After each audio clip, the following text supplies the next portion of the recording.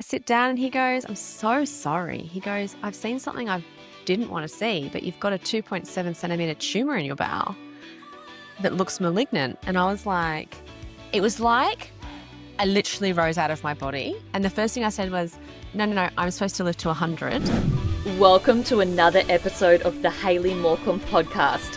I am so excited you're here for showing up for yourself, your self-love and self-worth.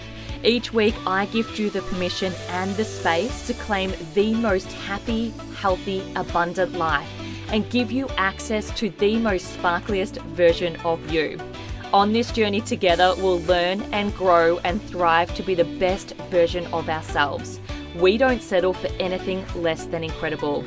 I'm your host, Hayley, a women's wellness and mindset coach with over a decade of industry experience. I'm the founder of my signature program, Naturally Well. I'm a writer, a former radio host and journalist, and all-round wellness guru. I'm a mama to the most divine little girl and a fur parent to a cheeky little cavoodle. I am so pumped to take you into another magical episode. Are you ready? Let's go. This episode is one that will stay with you because on the surface, today's conversation is about food, fitness, and raising healthy kids. But underneath it, it's about something so much deeper. It's about the moment everything changes. The moment your body whispers and then suddenly it demands to be heard. Today, I'm sitting down with Danni Duncan. She's a fitness and nutrition coach, mum of 4, and a woman who was already doing what so many strive for. She was strong, she was fit, she was eating well, moving her body and living a life rooted in health. And then, at age 39, she was diagnosed with bowel cancer. This conversation gave me chills because what Danni shares is not a story of doing it wrong and then fixing it. It's a story that challenges everything we think we know about health. It's about what health really is, what actually matters, and what so many of us are overlooking even when we're doing all the right things. We talk about her bowel cancer journey and how it changed the way she views health, not just how she practices it, why whole fresh foods are more powerful than we've been led to believe, how many people are over-relying on supplements instead of focusing on foundations, and how to raise kids with a healthy, balanced relationship with food without fear or restriction. But more than anything, this episode is a reminder that health isn't just about how you look or how disciplined you are or how many boxes you tick. It's about what's happening beneath the surface, what you're consistently doing, and the foundations you're building every single day. This episode is going to open your eyes in the best way possible. Let's dive in. Welcome to the show, Danni. Hey, thanks for having me. Cannot wait to jump into literally, is there anything better than talking about like whole foods and moving your body and being healthy? Nothing. This podcast could go forever, let's be honest. I know, exactly. We're very aligned. Yep. Before we jump into our questions, we're going to do 3 rapid fire questions to set the mood. Are you ready? Okay, go. All right. Now you haven't heard these outside of the conversation. No. I always give guests like the opportunity. I'm like, do you want to know the questions beforehand, or do you want me to throw them at you during the interview? And then you have gone with throw them at me. So let's do it. So I don't want to overthink it. Yeah, exactly. That's right. Okay. If you could swap lives with anyone in the whole world for a day, who would it be and why? Oh, dare I say Victoria Beckham? I just saw your reel pop up. Actually, it's so funny. Did you just do a reel based on her interview that she did? Yeah. So Chris is a massive David Beckham fan, football wise, and and then I was always a Victoria Beckham fan. So when we got together, we were like, oh, we're meant to be, this thing. That's so funny. So yeah, probably her because I have a fashion degree as well, right? Past Danni. So I'd go into her fashion house and I'd live a life of luxury with David Beckham. Yeah, that is such a good one, actually. That is awesome. Just to see what her life would be like from the moment she gets up and then goes to bed. Like she's a powerhouse. Totally. I reckon I don't know if you've seen the documentary, and this is totally off topic, but like she's totally misunderstood, I reckon, a lot, and she is a powerhouse. Yeah. I feel like it doesn't get to her. I'm sure it does, but like she doesn't let it get to her in the public eye. Yeah, in the public eye, totally. Yeah, that's so powerful. All right, that was a great answer. Number 2, what's the first thing you do in the morning to start your day on a positive note? Move my body. Mm-hmm. Every morning. I mean, everyone does these morning routines and they pull out their 5 million supplements and their eye masks and their skin routines and all these things. I have a poo. I put my trainers on and I go and work out. Oh, I love the realness of that. I know. Yeah. Do you see some like I don't know if it's on YouTube or wherever, but like I see some content and I'm like, you do all of that in the morning, especially like the people that sleep with the masks on and they're taking Oh, all these layers off. And I just realized I was losing my dress. oh. I hope my boob wasn't out there. No, it wasn't. I would have told you. And he's like, wow, you do all that. But I love the Yeah. honesty of your morning routine. Yeah. No, and also like I need to get up and get going, like I'm not getting up at 4:30 and, mucking around. I'm getting up and I'm getting it done. I've got to get back and get the kids ready for school and have my me time and eat my breakfast. Like that's really important for me. So Yeah. if I don't move, I'm cranky. Yeah, that is so good. And you're a mum of 4 too. So like Mm. your time is valuable. I think when you become a mum, you're like, I could do all of that. And like if your mission is to do all of that and have some time to literally eat in peace, like how fast would you go? Oh, 100%. And like Chris and I always say, like, what did we do before kids? Like Yeah, I know. what did I do with all this time that I had? you know? Exactly. But yeah, no, definitely moving. Yeah, Sure. love that. So good. So Mm. number 3 is if you could choose one superpower to help you in business or life, what would it be and why? My daughter asked me this the other day, which is Mm. weird. My 7-year-old. In business or life and Yeah, life? anything. Business or life, a superpower. Um, oh, that's really tricky. Now I feel like I'm going to stall. I don't want any of the classic superpowers. Maybe like I don't even know. It wouldn't be a business thing, right? Because I don't really want a superpower for business because I feel like this is going to sound so like I think learning in business is a really good thing. So failing, I think it's a good thing. But in life, Yeah. even just for a day, maybe like invisibility. Because then, it's almost like what it's like would be like. I don't know. As a mum, you want to go on a holiday, but you don't want to go on a holiday because I don't want to pack. So actually, what I want to do is I want to stay home, but I want everyone to leave the house and not bother me. That's what you really like. Almost for Mother's Day, what do you want? I want everyone to leave the house. Then Yeah. I want so maybe if I was invisible, even just for a day, I could do all these things and no one would yell, "Mummy, mummy," like no one Yeah, would need me, yeah, you know? exactly. Oh, I can Yeah. totally relate with what you're saying because I love home. Like I love, yeah, the routine. I love having access to like my food and my water, my filtered water and Yeah. the sleep Yeah. tools and all of those things. And it is a task to actually go on a holiday somewhere and have Yeah. those things. So if you could be at home in the silence, like, is there Yeah. anything and you're Someone maybe invisible. yeah, and, like, no one's needing me, no one can contact me, no one can, I don't know. Mm, Yeah, yeah, yeah, I maybe love that. that. Yeah, so great. Well, Random. thank you so much for answering those rapid fires.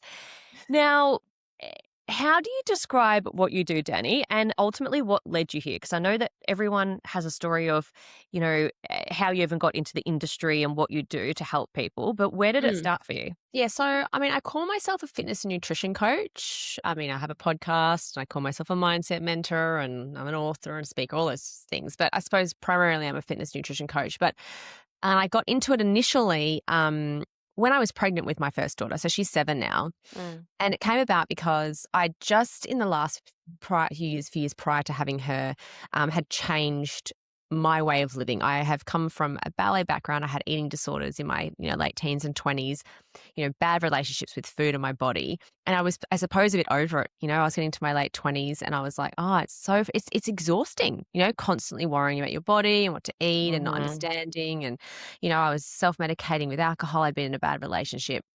And when I'd met Chris, just before I'd met Chris, actually, I started being like, let's start looking after yourself. And I started, researching more and working out because I loved my body rather than because I hated it and eating for the same reasons. And Mhm. that journey had started.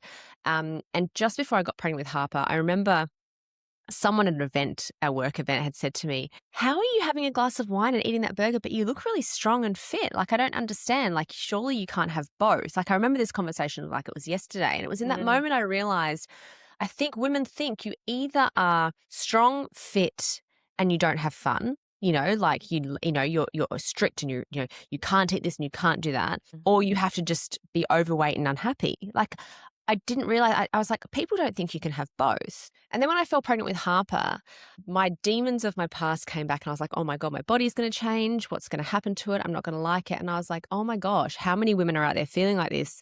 Feeling so potentially strong, confident in their 20s and early 30s, then getting pregnant and then losing themselves. And I was like, Mm. I want to share my journey. That's when I did my study. I did my study when Harper was 4 months old.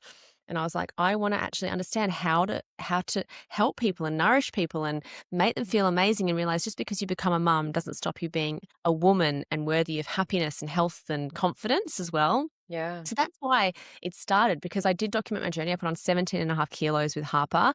I felt very uncomfortable in the body I had. I didn't like it. So I was really raw and honest about how I was feeling and what I was doing in that space. And then when I did my study and really learned how to nourish properly and how that could really help my mental health. And then, obviously I was growing my page and people were resonating. I was like, wow, there's a space here for real and, real raw motherhood Mm. as well. So yeah. Yeah. And it just grew from there. It just grew from there. Yeah, I documented obviously my postpartum journey. I did further study around, my fitness courses and everything. And then it turned into a business, an income-based business when COVID hit, down in Melbourne. We were all in lockdown. I started doing live workouts on Instagram, on my deck, because we were all stuck at home. And women were reaching out to me like, Danni, I'm putting on weight. I'm hating life. Everyone was depressed. And I was like, oh my gosh, women need help. And I started coaching and helping women understand how to nourish, that you can still have a little glass of wine. You can still have some chocky. You can still enjoy those things. But actually how you fuel and nourish your body is actually going to affect how you feel, your behavior, your mood, your mindset.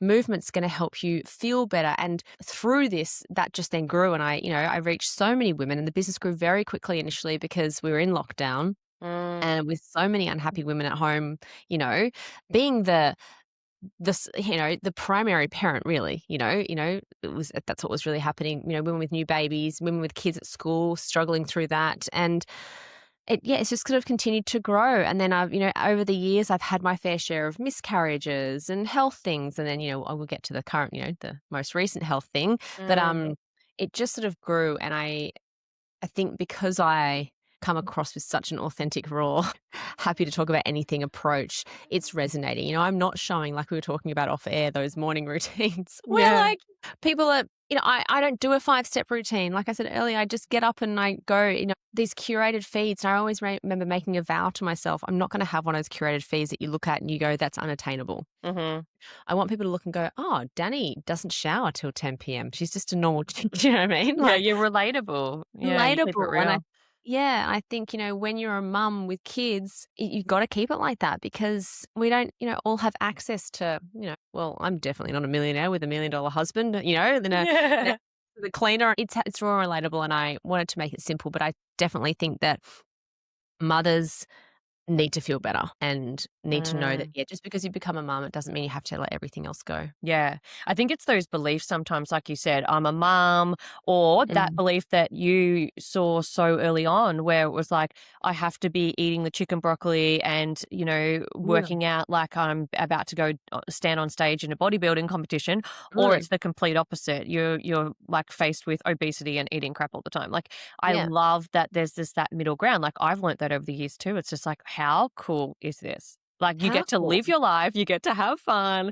Like, you and I met at a dinner party a few weeks ago, and it's like, we have fun. We drink alcohol, we do all of the things, and we wake up and life's still good, our bodies are still great, and we just move on because we live in alignment with that, right? We live, and I feel like that's you. Like, you get up and you go for a run. You don't do that because it's like you're going against the grain of who you are. Like, you've taught yourself to be that person, right? Yeah, totally. I'm a big believer in telling yourself what you want to be and living a life how you want to. One of my favorite sayings is, to fall asleep, you first must pretend to be asleep. And when you think about that, it's so weird, right? Like, you lie on the bed and you close your eyes and you pretend you're asleep. And then next minute you're asleep, right? That's something I've never thought of it like that. Yeah. And it's the same with life. If you want to be a runner, start acting like someone that's a runner. And on coaching on Monday, we were talking about the same thing, start acting and behaving like the person you want to become. And every time you go to do something, think, is the person I want to become, would they do this? Would they act like that? And I see women go, oh, I'm not a runner. I'm like, of course you're not, because you're telling yourself you're not a runner. Yeah. You know, you got to Exactly. tell yourself, I am a runner. And I have this, saying that I use with my clients, like, I am someone who. Mm-hmm. I am someone who runs. I am someone who gets up at 4:30. I am used to be 5, but bloody Gold Coast has made me get up at 4:30 now. Well, welcome to the club. It's so great. I know, apparently. I am someone that, and I have little things in my life. I always talk about you want to have positive self-talk towards you rather than negative self-talk. So rather than being Mm-hmm. like, I'm not a runner or I'm not a morning person or I'm not this, like Yeah. that's just a belief you've told yourself. Tell yourself what you want to do. So I am a morning person. I am Mm-hmm. someone that goes to bed at 9. I am, like, for example, as well, you can do this with anything. So I do it. So I am someone that doesn't eat chocolate during the day. It's something I've done for years. Now, I love chocolate and I eat chocolate most evenings. But the reason I don't like eating it during the day is because it doesn't make me feel good. It gives me some fake dopamine, and therefore I'm less likely to make good decisions and choices after that. And so therefore I don't want to be having it at 11, 12, 1 o'clock when I've still got so much of the day to go. Yeah. Whereas when I'm sitting down, intentionally having it with a cup of tea on the couch after I've wound down, I'm more likely to, or I'm disciplined to have it and then go to bed, Yeah. So, And then it it's not something. turn into like a binge fest, which 100%. that's where so many women, yeah, I can relate. Yeah. I literally teach the exact same thing that what you said. I am the woman. Yeah. You have to identify with that person. If you're like, Yeah. I hate running, but I'm gonna go for a run, but I hate Yeah. running, but I'm gonna go for a run. It's just Yeah. like you're always going to loop the same thing over and over and over again. Yeah, 100%. I remember my brother, he's very successful. And I remember him telling me before he was successful, when he was starting his business, he said Mm. to me, I'm going to be a millionaire. And at the time, he was very broke. Yeah. Okay. And he was saying he would have been maybe 20, he's 10 years older than me. He would have been 25, 26. Mm. And he's like, I'm going to be a millionaire. And I was like, yeah, righto. But he'd tell me all the time, it's okay, I'm going to be a millionaire. And then I'd see him buy something and I'd be like, what are you doing? You have no money. I'm going to be a millionaire. It's fine. Well, guess what? He's a millionaire. He's a millionaire. Yeah. He believed it from day one. And I think that's the problem. People just don't believe it. And like you said, you can sit there and be like, oh, I hate running, but I'm going to go for a run. No, that's still not enough. Mm-hmm. You have to be like, tell yourself, like, I love running. This is good for me. I'm going to feel amazing. I'm a runner. Like, this is going to sound really weird, but when I'm struggling, you know what I think? Okay, I've got 100 meters to go. Well, Usain Bolt runs 100 meters in less than 10 seconds. So I've only got 10 seconds to go. Now, I know I'm not Usain Bolt. I cannot run 100 meters in 10 seconds, but I tell myself I can run 100 meters in 10 seconds. So it's only going to take me 10 seconds, Yeah. Everything, if only more people knew this, it's just like everything starts in your mind. Usually it's like, tell me the food plan, tell me the exercise plan. What do I need to do in the gym? Which is great. Like they're the systems that we need as well. But it's like, if you can rewire that little part of your brain to actually associate with someone like that does that naturally, you become that person, and everything 100%. else just like you drop into your intuition. You kind of know what to eat. You know what to with like guidance from a coach or something. But like, I just if only more people knew that. Totally. I mean, I always say, like, the losing weight part is science. It's actually quite simple. Yes. Like, eat this food. And this is what I say, like, this is why I always say, like, I'm not here to sell you anything. Like, I say, like, eat 80 to 90% whole foods, eat in a deficit, move your body. Like, done. It's done. And people don't come to that because you can freaking chat GPT that shit, right? Like, you don't need that. What you need to do is the mind stuff. It's all starts up there. Mm-hmm. Everything. Yeah. I love that so much. So let's share your story, how life changed for you a little bit last year. Well, a big bit. Yeah. What happened? And how did life change as you knew it last year? Yeah. So I had my fourth baby in London in September 2024, and the most beautiful birth, like my like just everything I dreamed of, unmedicated VBAC, just amazing. Had her, life was, it was a bit hard anyway. Chris had his own medical health issues going on at the time. But for me, I was back running 6 weeks or 5 weeks postpartum, maybe strength training. I ran 20 kilometers, 12 weeks postpartum was a little goal of mine because 12 weeks was landing on Christmas Day. I actually felt pretty good for that run. And then I started marathon training. I had a marathon I was running with Lachlan Stewart. He was doing 58 marathons in 58 days in 58 states. And I was going to join him on his Melbourne leg on the 15th of March. And during that training, I specifically remember a day in January. It was a 25-kilometer training run. It might have been early February. And I just felt unusually fatigued on that run. And I called my husband and I said, something is wrong. Like I said, he's like, yeah, but you've woken to feed the baby. She's only 4 months, 4 or 5 months old. Like, give yourself a break. And I'm like, no, but I fueled well. Like, I had a good dinner. I've hydrated well. I was like, I have pretty low sleep needs. I just feel like something's weird. Like You knew it. Women's I'm intuition. 100%. I was like, something's just not right. And I started, to be honest, to self-doubt myself a little bit, being like, because people would say to me, you're turning 40 this year, maybe it's Mm. perimenopause, you've had 4 kids now. Like, because then I started getting this bloatedness as well. And because I just had a baby, again, I was like, is it because is my uterus that stretched now that I can't even have a flat tummy anymore? Like, are those days Mm. completely over? Here I am saying, doesn't matter how old you are, you can be strong and lean. And now I'm going to fall into the demise of, that. And people were saying that, and I started to maybe think of it. And then I was like, like you said, women's intuition, the back of my mind, I was like, nah, like I don't believe that story.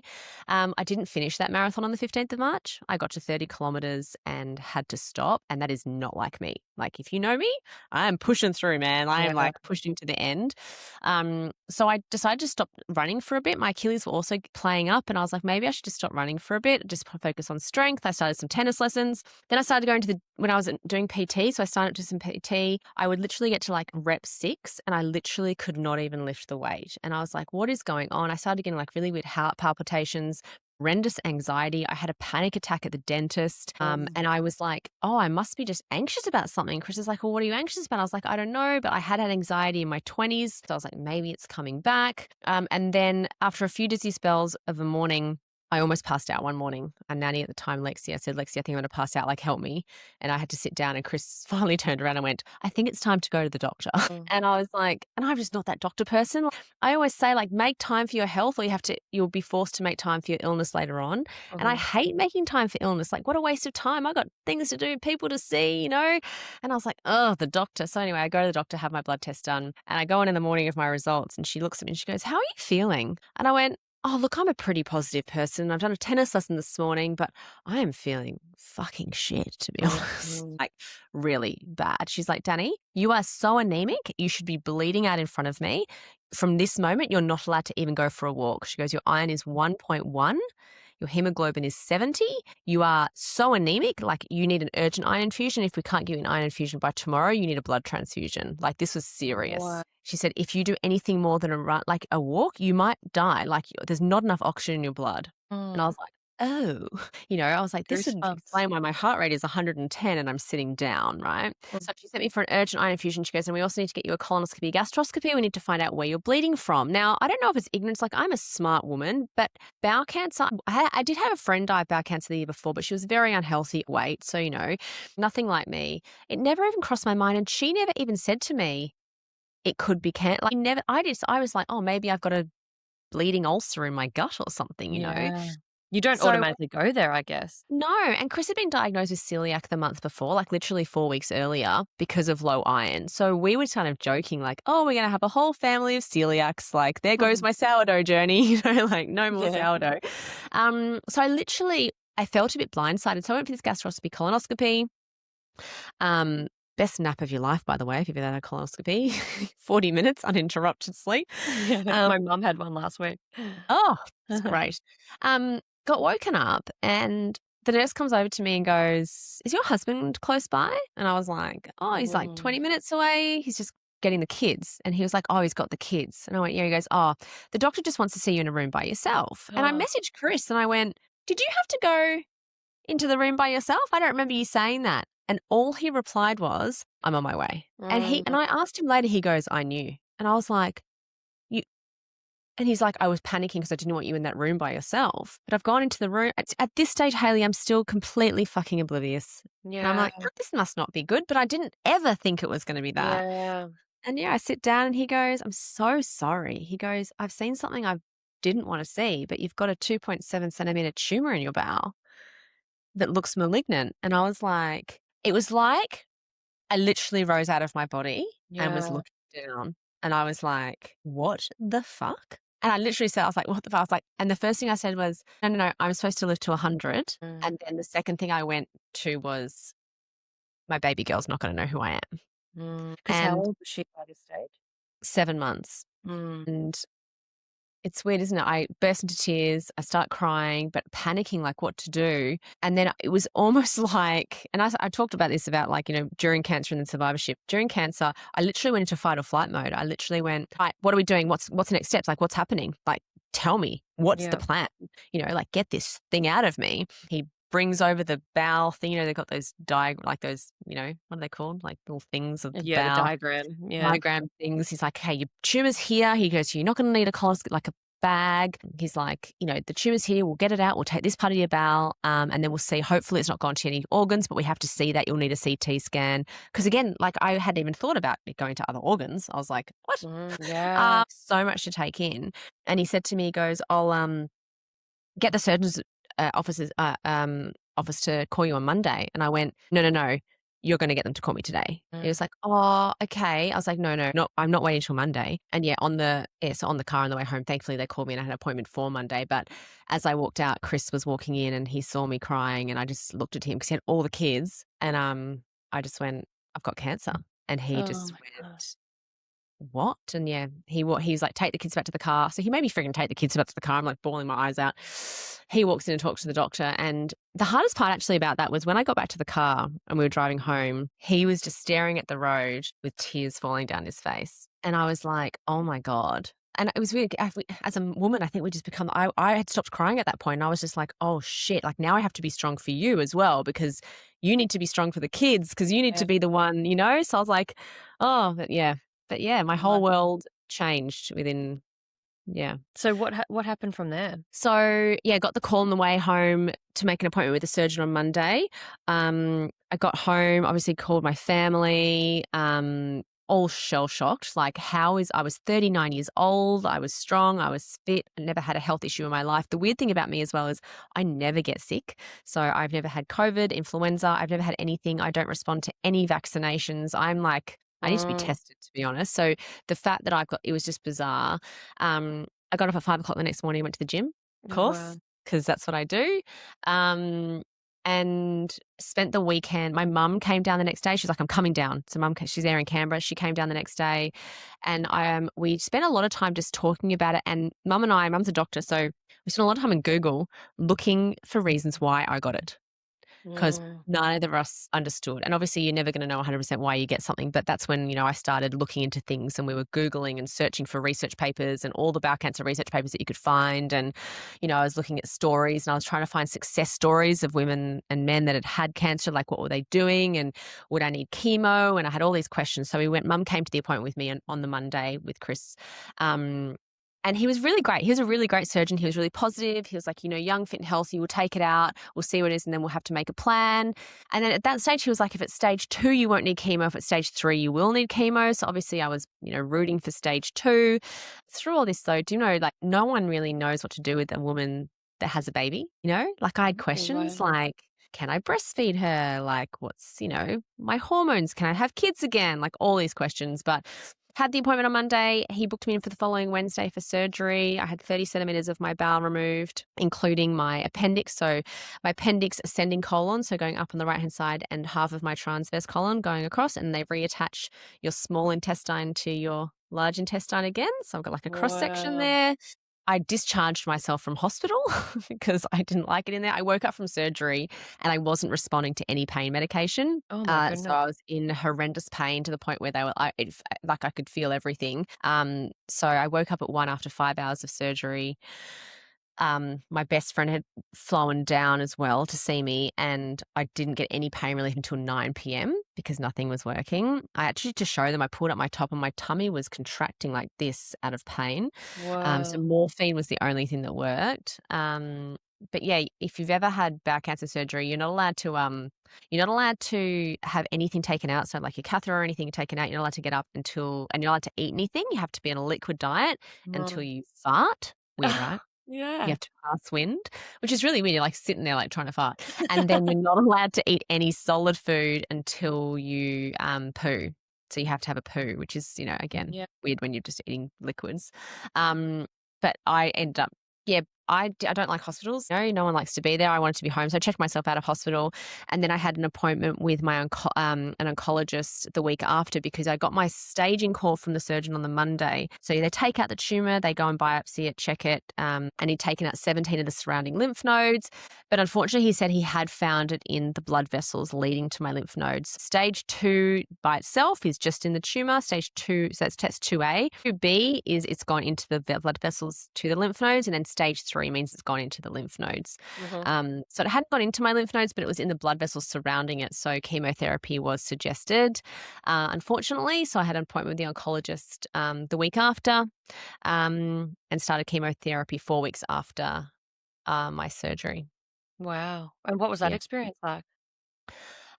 So again, when I was in that appointment with the oncologist, no answers around what to do about breastfeeding. Not once during this journey had I ever been offered a psychology appointment or anything either, which is weird. But, Yeah.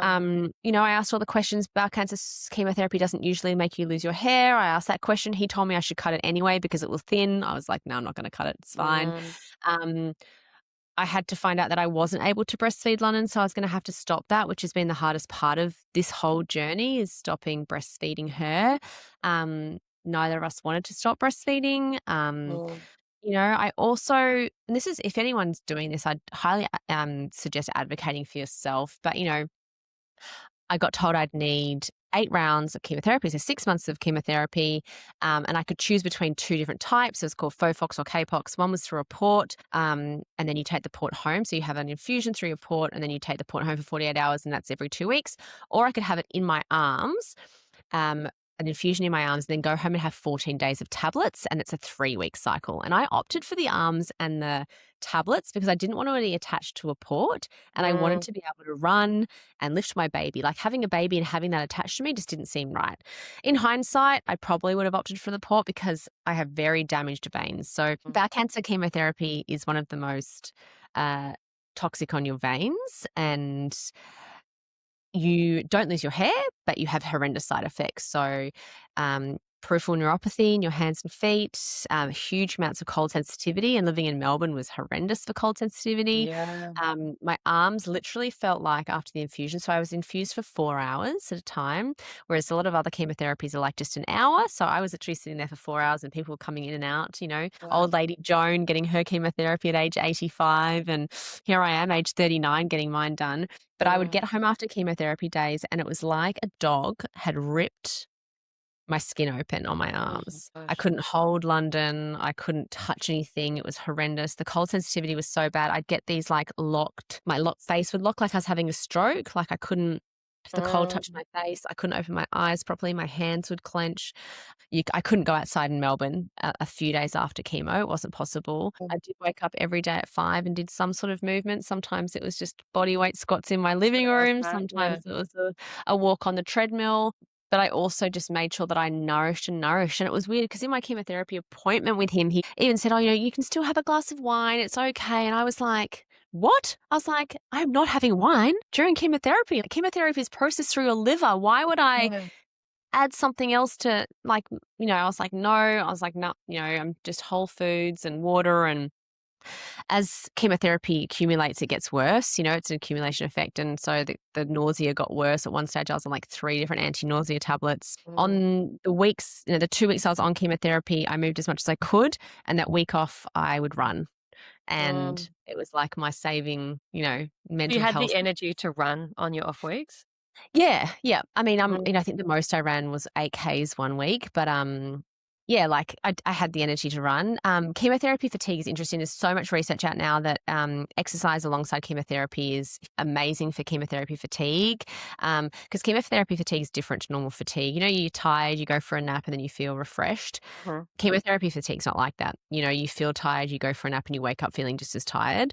Yeah. And so the only way to sort of combat that is exercise, moving your body, get oxygen to your brain, and doing all those things. And, as I was saying to someone last night, the reason that I think I managed to get through chemotherapy so well and then out the other side was because I went into it strong, Yeah. and I always say you never know what you're setting yourself up for, like if you can set yourself up so that when things are thrown at you, you're ready. Yeah. And I hope people don't get cancer, but what if you do? you know, You already or had built these really, really strong foundations in your health, and you were still yeah, finding not excuses, but reasons to still keep running, which yeah, is, you're such a, like, beautifully strong and resilient woman. And yeah. so throughout the process, did anyone, like you said, they had no answers about the breastfeeding and, Mm. you continuing to nourish London. Did they at any point talk about your exercise or food? No, this is the thing, and I Mm. think this is a massive gap, and there are definitely platforms out there, the Strength Squad is doing amazing things in this space about getting bowel cancer patients exercising and the Mm. research that's coming out around that. But yeah, at no point did anyone say, "Okay, you're gonna do chemotherapy. What we really recommend is whole foods, move your body daily, like, this is gonna help." Like, I had to be the one to be like, "Can I run?" Like, he's Yeah. like, "Yeah, you can." I'm like, "Okay." But, I think some and not all doctors, obviously this is my experience, so I'd hope potentially there's some doctors out there that are different, but the the main thing is, oh, you need to rest. Like, that's the main advice still, which is, to be Mm. honest, a little bit bullshit, Like, I had 4 kids, like, how am I supposed to fucking rest Yeah, with 4 kids? that sounds great. Are you checking me into a hotel to rest? Totally, like, yeah, but It's yeah, no, very, outdated, isn't yeah, it? Or it's like that was what was told to them 10 years ago, and it's still yeah, getting told now. But yeah, like you yeah. said, there's so much research out there to suggest exercise alongside chemotherapy is actually beneficial. So there's a bit of a gap there to how that's actually getting translated to patients. 100%. Yeah. The research around not just, preventing cancer, so prevention, but treatment, reducing chemotherapy fatigue, keeping positive mindset, Mm, keeping like muscles so you're strong and your bones are strong and your muscles are strong. Because, losing muscle is also not going to help with, or anything like your immune system, it's yes. not going to help with your mindset. And then for survivorship and the reducing the rate of reoccurrence is massive as well. And so I have 5 million whys there, right? Like, Mm, I want to be lived to 100 for multiple reasons. I want to live to 100 because I think it'd be really cool, and I want to show people that you don't need to buy a hack or anything. You just have to live a healthy, strong life, mhm, and you can get there. I want to be around for my kids and grandkids. I want little mm, grandkiddies. I want to be around. I want to show my kids what's possible. You know, and I hope Chris is also there at 100, so we can have a beautiful long life together. So, mm. um, I love that. yeah, yeah, Yeah. lots of whys. That's so great. Mm. So, how were you nourishing yourself, like continuing to nourish yourself throughout that process? Like, obviously, you had this, like, you would have had this thought that there's all of this medicine, like, running through my body at any given moment, because it was obviously Mm, it had to happen to overcome your cancer. mm. How did you just flood your body with all of the good things? Like, did any of that change, or you just continued to do what you usually do? Like, did you have more of an awareness of, I need to eat more whole foods, I need to eat it, as close to nature as possible, or you kind of just continue doing what you're doing? Yeah, so it's a good question because I actually did a reel on this through chemotherapy because I had lots of questions. People were like, "Oh, what have you changed?" Mm. And the answer was nothing because Yeah. I was already doing the things. Yes. Like, I was already eating 80 to 90% whole foods. I was already limiting alcohol, and I didn't drink through chemo. The only time I drank chemotherapy was on my 40th birthday on a week off. Um, Mm. you know, I was already drinking water. I was already getting good sleep. I was already grateful. I was already, going for walks in nature, doing all the things. The only thing I could say that I changed through that process was that every now and then I would still have some bacon, whether it would be in a dish that I'd prepared or potentially at a breakfast. And to be honest, the day I got diagnosed, I was like, that's now completely gone. Like, I Mm. mean, I don't feed the kids ham or anything anyway. It's a class 1 carcinogen. There'd be no ham in our house except at Christmas Day. And even now that's gone. And I was like, okay, now, I mean, it was literally the last thing it was like, processed meats, they're now gone. Mm. Um, I just, not needed anyway. Like, I haven't had, anything like that. And not like I'm saying I didn't have much of it, but if I had to tell you one thing that I've changed, it would be that. But yeah, I didn't change anything because I was eating abundance of whole foods, I was already doing that. You're So, already in alignment with that, right? Like we were talking about already earlier, it's like, I am the person who eats whole fresh foods. Like, you mm, see so many people, and this is why, like you were saying, it's so important to already do that now. Like, do that now, mm, be proactive, start living that now, because, it's funny, like when women get pregnant, for example, they're like, oh, I must start eating organic and I must start eating whole foods. And it's like, because you're now nourishing for a baby, but it's like, why weren't you nourishing for you? Like, you're just as worthy and Mm, you're just as deserving. You're human as well. It's like yeah. the same thing when people get sick. It's like they don't realize the value of their health until they're sick, and then they go on this like journey. But Yeah. yeah, it's like, start now. Start. Totally. Everyone is so reactive. And it's also Hmm. why, like, I'm not putting people down for doing these things, but like take like zoom out and have a think about, like, it's even things like dry July or dry January or Yes. vegan. What the fuck is the point of doing something for 30 days? I don't actually understand. It doesn't do shit to your cells if unless you keep going with something. Mm. Like imagine being like, oh, in 2025, I didn't drink for July. Great. Want a medal? Like, you didn't do anything to help your health. Mhm. And like, people are so reactive. Yeah, like you said, they get sick. So then they start having, oh, I need some vitamin C and some turmeric. Well, you could have just had that in your Every daily life day. anyway. It's funny, isn't it? Yeah, I always Yeah. think that. Yeah. The pregnancy thing also I find so bizarre, Haley, because yeah, people get pregnant and go, right, now I'm not going to eat X, Y, and Z. I'm not going to Mm. drink alcohol. I'm going to do this because and then the baby's born. They go back And to then it. when they start solids, you feed them fucking shit again because you're telling yourself you're too busy. And that blows my mind as well. So hang on, you did all these Yeah. things during pregnancy because you cared for this baby so much. And now they've started solids. You're now too busy to nourish them. So you're going to feed them ultra processed foods because fed is best. Like, it blows my Mm. mind. Obviously, there's not enough education in that space, but everyone is just so reactive. And then it wouldn't be until someone got sick or you got bloated or you're having gut issues that people then look for reasons why rather than actually going, well, actually, why did you get sick in the first place? Why isn't your Yeah, immune system exactly. strong enough to fight that off in the first place? What could you be doing there? Mm. And like I said, so I see so many people even get cancer and then start exercising. Yeah. There's a beautiful lady I follow on Instagram. She's got stage 4 cancer. And she even admits, she's like, I started exercising when I got diagnosed and I wish I'd started earlier. I mean, too late now, but finally she started. But why are we so reactive? Mm. If you never know what's going to happen. And what if it hits you and then you're on the back foot? Then you're trying to chase. And that's not even to do with illness, Haley. That's even like getting old. I have a Yeah. 55-year-old woman at the moment that I'm coaching, never worked out, never really ate well in her life. And she's starting now, but the thing she says at nearly every call, gosh, I wish I'd started this in my 20s, Yeah. you know? Because Exactly. doing it when you're 55 is hard. Mm. It's hard. Like, you need to prepare. I just saw an awesome reel actually just before. I should share it with you around osteoporosis. And it was like, no one thinks about osteoporosis because it's an old person's disease, right? You're not going to get osteoporosis. So let's not worry about osteoporosis until you're in your 60s. But worrying about osteoporosis starts in your 20s. Actually, it Mhm. starts when you're a kid because it starts when we're worrying about being skinny, because when we're skinny, we're not having enough, we haven't got enough muscle mass to protect our bones. And it matters when we get older and we're falling over. And it matters when we're deciding, what to eat, when we're an adult and who we're getting influenced by. Like, it's everything starts early. Exactly. And then Yeah. we're not looking down the face of it, like for anything, diabetes, No, any disease, anything. It's like, yeah, you should, it's not about the aesthetics, right? Like, it's not about the way your body looks. no, It's about all of these other things, which then the aesthetic side of things, your body and your skin and all of that, that's a byproduct of everything that you're already 100%. doing. It should be, yeah. Yeah.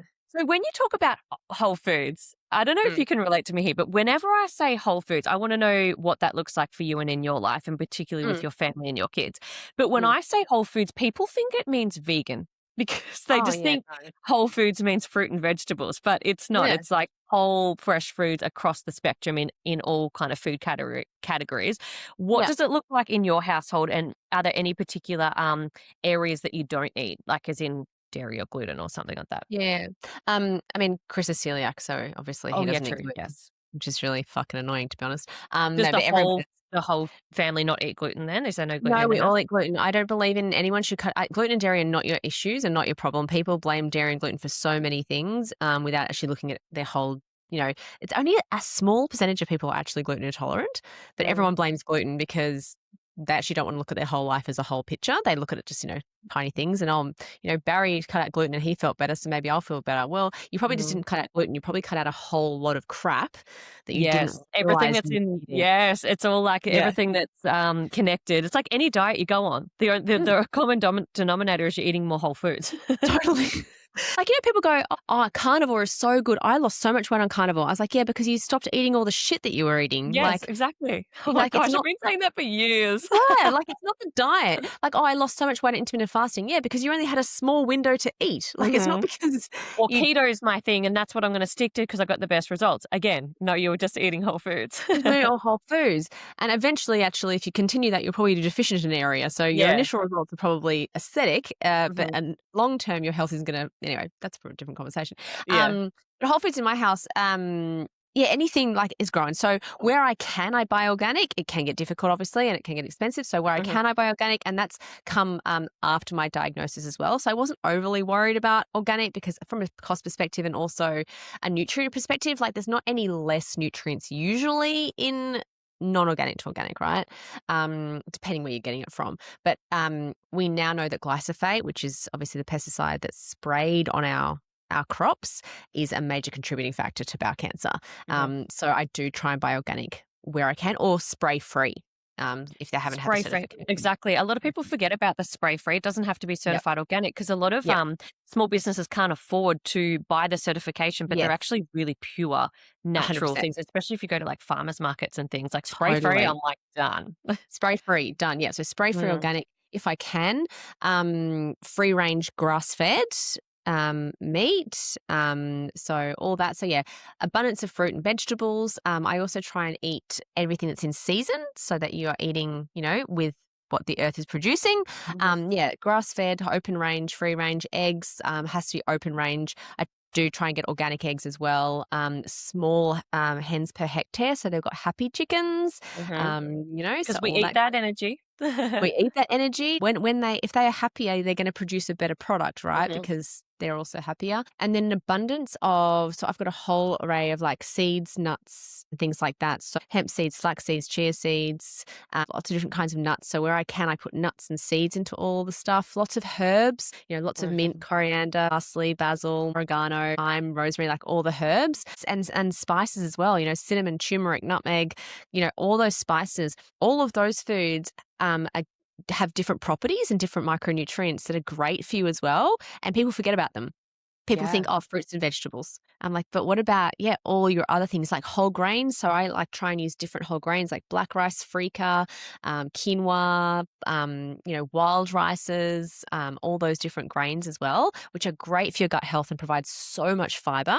So that's what whole foods looks like in our house. I'll only buy sausages if they're preservative free, but there are very few places that buy preservative free. But just in case you didn't know, most butchers will do a preservative free sausage if you buy them in bulk. So you usually have to buy, 20, 30 kilos of sausages if you want that.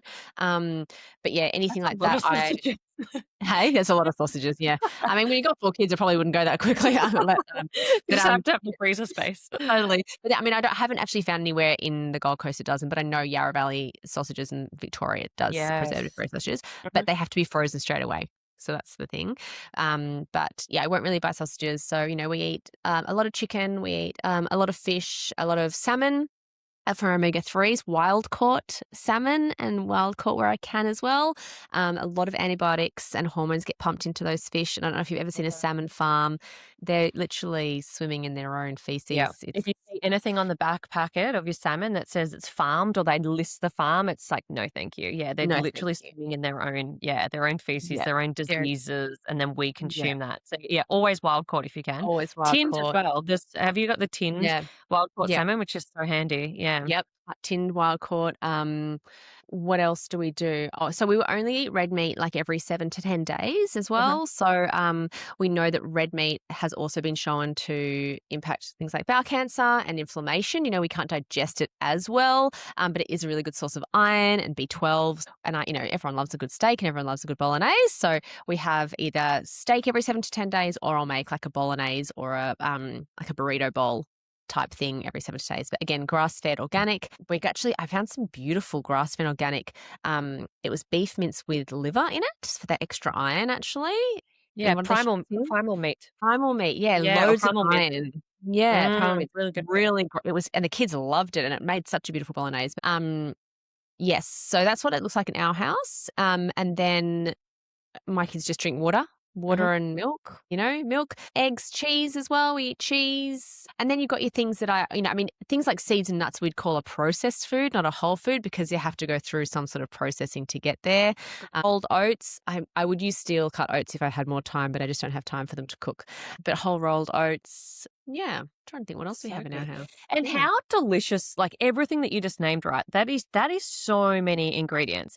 And especially when you're talking about the spices and the, everything that you would use to flavor your meals. I think there's this big misconception when whole foods has to be plain and boring and it's just like really like non-enjoyable foods. But how much, like when you eat at home and you're so used to cooking with these things and you get creative, like Friday night we're doing nacho night and I'm already getting excited for it because I already know like all the spices that I use and like everything I put together, and I make the cheese sauce and everything like that. And it's like, it's so yummy. There's no way I would just go and spend $100 out at a restaurant eating things that I actually genuinely enjoy more at home, even though it's okay to do the restaurant thing every now and again. But like, how much do you enjoy eating at home when you eat that way? So much better. And like, I had to make like just before our call, I was making lunch and I'm going to do a little, I'm going to do a YouTube on it, just like how to make a good salad from home. Because people think that has to be hard. I literally just we had some leftover pasta, gluten-free pasta from the other night. I'd cooked too much. So I had some in the cupboard. So I heated that up and I put spinach, radish, tomatoes, cucumber, capsicum, mint, flax seeds, activated pepitas, so good from the market, some currants. So you got these different textures in there. And then I popped just a big dollop of hummus on it and some lemon juice and some olive oil. That's the flavor. Like you don't need any special sauces. You don't know it's like a burst of flavor. Oh, it's a flavor bomb in your mouth. Like, and you get a bit of the mint, and then you get a bit of the radish, and it's just beautiful. Yeah. Sometimes Chris and I get disappointed. He goes, "Oh, you could have made a better one at home." Oh, exactly. That's right. And then especially when you're a big family too. Like eating out can be really expensive. It's like why? Totally. But do you believe as well when you eat this way all the time, then those so your lunch, for example, would have tasted more flavorsome and like that flavor bomb in your mouth compared to if someone just had a burrito for breakfast and then they had that for lunch, it probably wouldn't be as flavorsome. No, we definitely hijack our taste buds with ultra processed foods. So especially with kids, and adults as well, but if kids are eating more ultra processed foods than not, so I'm talking, people don't realize how much ultra processed foods they feed their kids as well. You think Weet-Bix or Nutri-Grain for breakfast, high sugar, high salt, then you've got maybe a sugar flavored Paul's yogurt for morning tea. Then you've got a ham sandwich on processed white bread. But going back to actually the gluten thing, the bread is terrible, unless you're having a sourdough loaf. It's not the gluten that's hurting your belly, honey. It's the preservatives, additives, emulsifiers, and thickeners that are in your bread. Then you're giving them, I don't know, Oreos for afternoon tea. And then you wonder why they don't want the veggies at dinner because their taste buds have been hijacked through the day of these highly palatable foods. They're getting, of course it tastes shit. Like imagine having all that highly palatable stuff and then going, Mum, you're feeding me some broccoli? Like, bleh, gross. Gross. Whereas if you feed them whole foods, like my kids love capsicum. They love, like they'll just eat it off the thing. Like Harlow literally came up to me that and she goes, "Can I have some more veggies?" Because my kids don't have that. There's nothing taking over their taste buds. And so, yeah, it tastes better because my taste buds know those flavors. Like they know those beautiful flavors. And I think it's similar to that mindset thing we were changing. It doesn't take long either for your taste buds to re-regulate, like 7 days. 7 days removing ultra processed foods, removing all that salt, removing all that refined sugar, and they'll reset. And like other things, we flavor things with dates or like pure maple syrup, and people are so worried about calories. We talked about this earlier, but like people go, "Oh, I get the sugar-free maple syrup." I'm like, that's just sugar, right? Like, as in like what sweeteners and stuff. Like there's actually no, like maple syrup has so many antioxidants. It's low GI. It's 100% maple syrup. Yeah. Yeah, it's a pure source. And same with honey, those things are so many micronutrients in them. Like stop worrying about the calories and worrying about what you're actually putting in your mouth. And like you said, that will just happen anyway. Yeah, actually that's a big one. I've said that to clients too over the years. It's like, that sugar-free maple syrup is a really big one. But the thing is, I think they might be making that good decision. But if you just turn it over and have a little look on the recipe, you've got 100% maple syrup or you've got a one that's got 15 ingredients in it. Totally. Yeah. Totally. And that's what's disrupting your gut. That's why you're bloated. It's not the gluten and it's not the sugar in the maple syrup. It's the shit that you've you're putting in your Mm. body, Or you even the know? dates. Like, people are scared of dates these days. I'm like, God, Oh, that's just like chocolate to me. Like, oh my that's God. so sweet, and it's Yeah. whole. It's literally the whole food. Like, it's a date. Like, you can't go Yeah. wrong. There's nothing else added to it. No, So totally. what is your little, like, trick there to get your kids to eat more? Have you always just introduced those foods to them, or do you think it's because they see you and Chris eating that way? What is your take I think there? it's a combination of both. It's a weaning journey. So I just was doing studying when she started weaning. And Mhm. so I just Googled the whole how do I start weaning? And I gave her that, what's it called? Like that cereal that you give the Oh, kids. yeah, I know what you mean. I The don't even one that know you what it's add that milk or the breast oh, milk with and I it. didn't Yeah. because I didn't know what I was looking for, and I gave her that. And then, I started actually following Joe Wicks, I don't know if the body coach in the UK, and we've got a kid the same age, and he was weaning, but he was doing all these pureed vegetables and, you know, baby-led weaning as well, and I was like, "Okay, Chris, I think we're doing this all wrong." And we'd gone to Bali when she was 4.5 months old or 5 months old. We started giving her solids, and I'd taken lots of those pouches over, which are pumped full of fruit, right? It's just all sweetness, and Mhm. babies and adults alike prefer sweetness. It's just we naturally go towards it. And so I'd given her these pouches, and I remember getting back from Bali and going, right, let's start this solids journey properly. Here's some broccoli pureed and broccoli stalks. And she just would not eat it. Mm. And then I gave her some berries and she ate them all. And I gave her some banana and she ate it all. And I then was doing some more research and I was like, oh, she's preferring sweet over savory because her palate, that's what our palates are designed to do. So Mm. I literally removed all fruit, and people were like, you can't take fruit away from a baby. I'm like, don't worry. I'm not taking it away forever. I'm just taking it away for 2 to 3 weeks until her palate resets to accept savory flavors. And so, yeah, I gave her, and by the 3rd week, she was accepting it. She was eating all these veggies. And so I slowly started adding fruit back in. So then when the twins came along, you know, I was like, I've got this nailed. And this is when I wrote my recipe book, Nourishing Little Lives. This is my baby and toddler recipe book, from first tastes all the way through to toddlers. And to be honest, I still use recipes in it now for Mhm. Harper. And yeah, we started with veggies, getting used, and we've just always offered expose. We put them there. They don't have to eat everything on their plate, but they have to try everything. And sometimes that might just look like a veggie platter of an afternoon. You know, it's one of my biggest mum hacks. You know, if your kids aren't eating veggies, I just do a platter, put some hummus, put it over there. They Yeah. just eat it, you know? Mm. And we talk about it, how mummy loves veggies and daddy loves veggies and what they do for us. We talk about, oh, Educating carrots are them. going to carrots are going to make your eyes like, can you see in the dark? Because mummy can see in the dark. So when I come in at nighttime, I can see you because I eat my carrots, you know. What Mm. is what is chicken doing for you? It's giving you muscles, you know. What banana doing for you? It's making me Not fast. just, like, getting shoved in front of them, being like, "Mum and dad said I had to eat this, so I'm not gonna eat it because it tastes Totally. gross. Can I have dessert?" Yeah. Yeah, yeah, I love that 100%. so much. So And we yeah. yeah, I love that. Well, it just reminded me when you're saying that, it's like that food exposure, right? So it's like putting it in front of them, even though they're not gonna eat it now, it's like they might still like it in 2 weeks' time, they just don't like Mm, it right now. It's like yeah. I remember learning that, like, just keep giving it to them. But also, you know how people say, oh, like bolognese or something, they're like, "Oh, I just grate up zucchini to hide it, and then I'll grate up some Mhm. carrot and I'll hide it." It's not teaching them how to eat veggies No, because you're hiding it. It's like you wanna no. teach them that inside of this is zucchini. I've put carrot in there, there's Mm, veggies, and there's beautiful meat in here, and there's a sauce, and then there's yeah, pasta, and like you said, you're telling them what it actually does. You're educating them, not, "Mum's hidden some veggies, I know that there's a bit of green in there, that's why I'm not gonna totally. eat it." No, I'm not a hider. I do not agree with the hiding concept at all. Mm. My kids will literally sit there and ask for more spinach on their plates. And I see people go, how do your kids eat spinach? Because I've put it on their plate since they were 1 year old.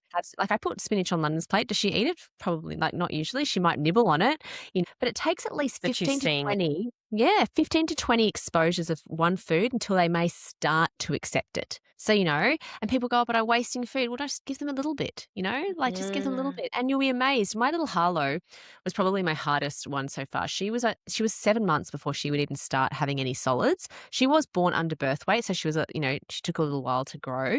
But I remember being at 7 months being like, oh my God, because Bo and Harper were like 5 months old and eating everything under the sun. Mm. And I was like, "Oh my God, I was worried that I was gonna have a child that was gonna have some sort of eating problem, and I was like, "Oh no," and I remember she hated kiwi, she hated anything like minced dishes, anything that was together, and I was like, Yeah. "Oh my God, am I gonna have to separate it?"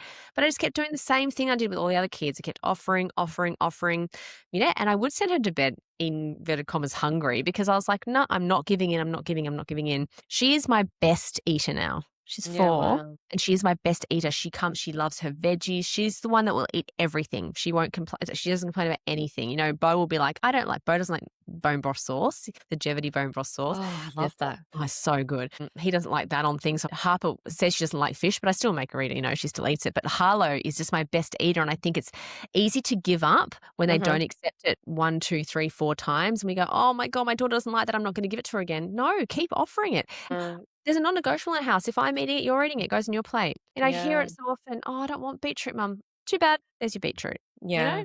Otherwise, yeah, it becomes like, "Oh, no, I'll just go make them a sandwich." And then it's Mm, like then they're just getting that, and they're not having to, you know, learn that it's actually really good for you. totally. You know, you hear Mm. parents go, "Oh, my kid will only eat blueberries and white bread." I'm like, "Cool. Did they hop to the shop and buy the blueberries and the white bread?" Yeah, exactly. Like, Yeah, you you gotta know? be the example, you lead by example. Yeah, 100%. Yeah. So I wanna touch on another topic, like, on the back of this. So, off the back of this. So, like, you're eating all your whole foods and you're, like, literally flooding your body with all these nutrients. Mm. What is your take on supplementation off that? Supplementation is an overhyped industry that is making millions and millions and billions of dollars without any sort of help behind that or education behind that. It preys on vulnerable women and men feeling not great about themselves to sell them something in the promise to feel better. 99% of them aren't needed. If you are eating a 80 to 90% whole foods diet with a variety of fruit and vegetables and grain, like we were talking about before, unless you have a medical reason to be deficient in that area, you've gone to get tests done and your doctor sat down and you've said, yes, look, I eat all these foods, and then you're deficient in an area, it's unlikely you're going to need anything to supplement. The only supplements I take is creatine, because the research around creatine is massive for our cognitive function, but also, our muscle growth and our performance. Mhm. Some protein, if I haven't had enough protein during the day from whole food sources first. Always Love my that. first point. So it's not like I have a protein shake every day. It's like, have I had enough protein today? Probably not. Am I going to get enough? Probably not. Okay. Like we have 2 meat-free weeks, 2 meat-free days a week, and I Mhm, will have a protein shake on those days because I know I'm not going to get adequate protein. mhm. And I will have some magnesium from time to time, but I'm doing a lot of exercise. A lot of exercise, I'm using my muscles a lot. Apart from that, when they don't need it, people are taking these supplements thinking they're going to do all these quick fixes without actually looking at their lifestyles. And Mhm. sometimes it could be actually doing damage to your body without realizing it. Oh, Like yeah. some supplements have toxic levels if consumed in high Mhm. quantities. And so, you're just going to pop a multivitamin because you think that's the thing that's going to fix you without actually taking a look at your lifestyle. It could be detrimental to your life, really. Yeah, Yeah. Yeah. 100%. Oh my Yeah. gosh, I could not agree more. Yeah. I'm on less supplements than I've ever been in my whole life. I feel so Mm. great because, yeah, you have that conception like that, or that, I guess, perception, sorry, Mm. of we think that we're doing the right thing, but we're actually Mm. wasting so much money and So peeing it much out, not money. even Yes. absorbing it, or the toxic levels of it. Like, Mm. he said, like, you're actually having more than the recommended daily amount, and it's like Totally. your body, it's a toxic dose of it, and it's actually doing, like you said, more harm than good. Yeah, a lot of our So vitamins, like, as you know, are water-soluble vitamins. You're literally pissing them out because your body mm, can only absorb a certain amount of vitamins anyway. So if you're already getting an amount that's adequate for your body, you're literally just pissing out money, mm, And I just hate seeing these women, especially mums, maybe single income families, spending so much money on supplements, and thinking that's the thing that's going to save them. And it's being fueled by an industry of influencers doing these bloody morning routines, Haley, going, my morning routine, let's just bring in the 5 million supplements that my naturopath told me to take, for all these different things mm. before doing my freaking red eye mask and, Yeah. you Well, know. that's it. And like, I think I caught something that you were saying about this the other day, and I really resonated with you. I think we've got a lot of alignment. Is you were saying, you've got values and morals when you accept Mm, people to work with, right? So mm, you're not going to go promote something that you're genuinely not feeling alignment with, or you don't use it mm, yourself. And I think that's the trap, right? Like, no yeah. longer are like companies spending money on ads that we used to watch funniest home videos when we were younger and, see Yeah. the ads and it was reaching all these people. Like they're paying influencers now online to spruik things, but maybe they don't have a moral compass. They don't have those values. So they're saying Yeah. yes to it because it's really good money. Yeah. And that the companies can afford to pay them. And they're pretending that they're using it or they love it. Mm. And then that can be really dangerous. Yeah. I mean, you're getting sold a supplement by an influencer who has probably A, no nutrition background, Mm. B, like you're right, is getting paid a fortune. C, is probably reading a script, and D, probably started using it 2 weeks ago, if they've even used it at all. Yeah. Like, no, their skin is not brighter. No, they have not noticed their sleep improve. Like, Yeah. let's be honest, before the influencer, and we still have this obviously, David Beckham is promoting a watch. He probably doesn't own that fucking watch. A, he got given it. Yeah. But you go buy the watch because David Beckham's promoting the watch. Cindy Crawford, I Has don't know Chris why I bought used the her. watch? Oh, he wants the watch, don't you worry. He wants the watch. She doesn't use L'Oreal. Yeah. She doesn't use it. She's promoting it because she got paid $10 But million. people see that and go, "Oh my God, I want to look like her." Because Yeah, it's and an influence. Yeah. it's an influence, and the same thing is with influencers, and that's why I don't like being called an influencer because I suppose what I do is influence you, but I hope that I inform you, I empower you with knowledge Mhm. so you can make an informed decision for your health.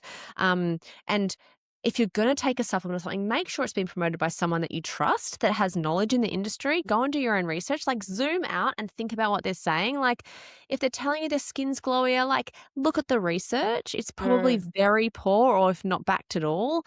Collagen is a massive one at the moment. Like there's collagen products everywhere. Yeah, I stopped taking that actually. I didn't. I stopped because I didn't digest that very well. But yeah, that is a big thing because it's a buzzword. The marketing companies know how to promote it. They'll put it on the front of the packet, and people go, "Oh, well, that's a really big thing at the moment, doing more collagen for hair, skin, and nails." But Yeah. it's not actually doing anything. Yeah, I'm No. so selective. It's like I've got a beautiful quality protein company that I work with, a greens company, and then also a cacao.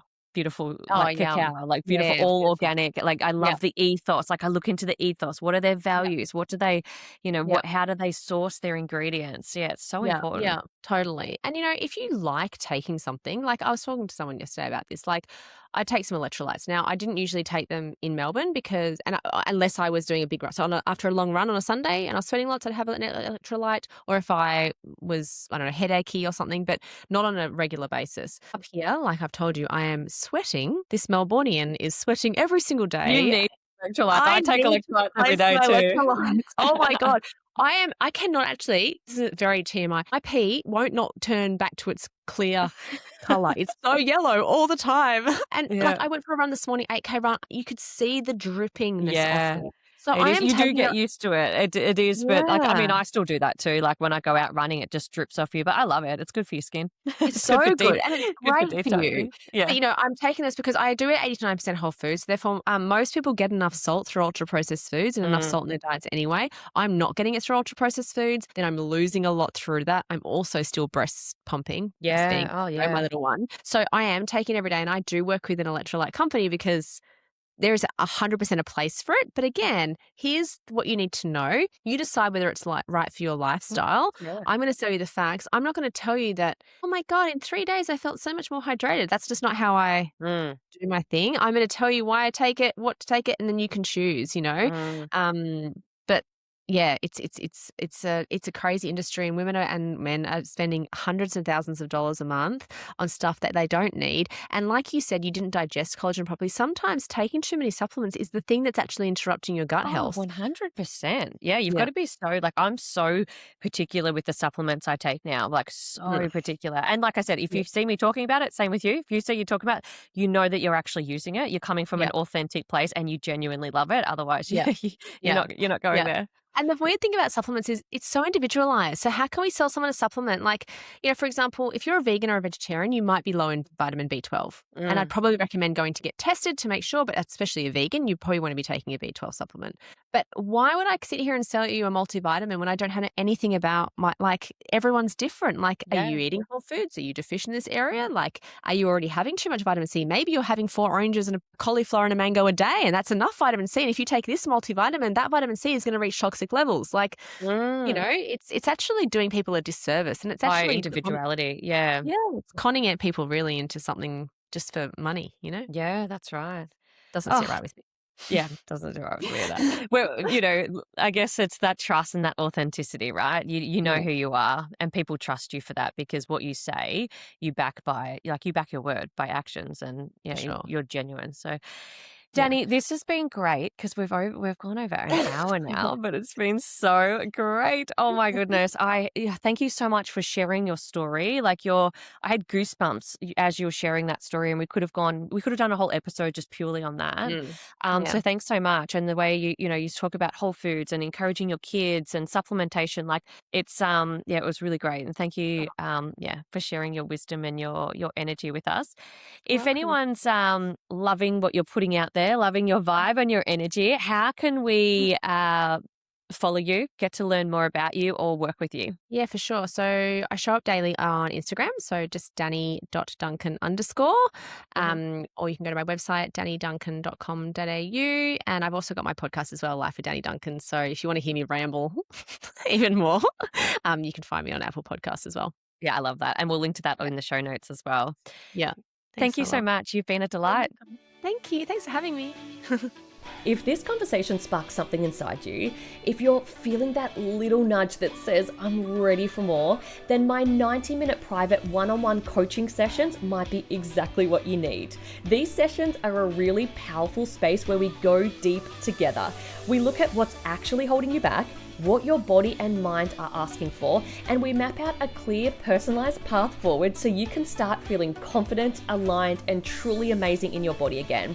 This is not just a chat. This is a focused, transformational session where you get my full support and guidance tailored specifically to you. And because integration is where real change happens, you'll also receive 7 days of WhatsApp support after our call, so you're not left trying to figure things out alone. I do keep these sessions very limited each month because I want to be able to give each woman my full energy and attention. So if this is calling you, I encourage you to grab a spot while they're available. You can find the booking link in the show notes. For all the notes from today's episode, check the show notes under this episode description. If you found today's episode helpful, please share it with a friend who might need to hear this. And if you haven't already, hit subscribe so you never miss an episode. Until next time, keep glowing, keep growing, and remember, you are so worthy of feeling amazing in your body and mind. Mwah!